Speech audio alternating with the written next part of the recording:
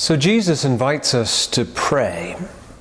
And I wonder if sometimes we make it too complicated, like our conception of what prayer should be gets too complicated and we just don't do it because we can't figure it out.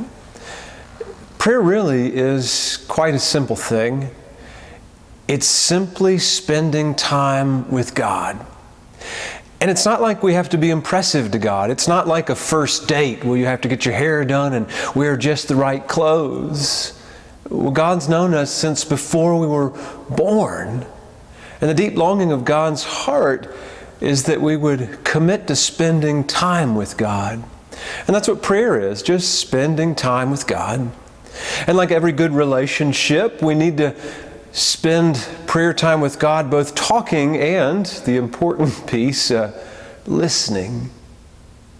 So I want to encourage you to set a little bit of time aside this week at the beginning of the day and at the end of the day. And maybe even set a timer, like 2 minutes, 5 minutes. It doesn't matter how long.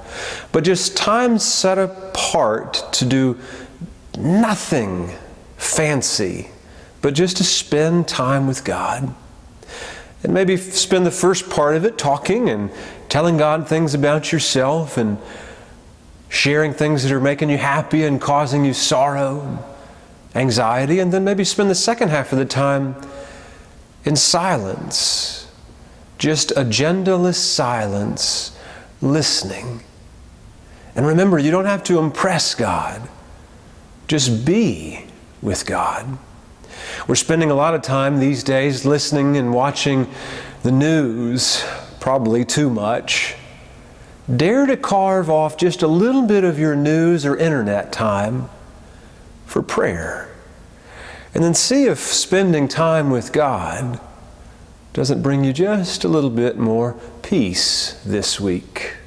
Just pray.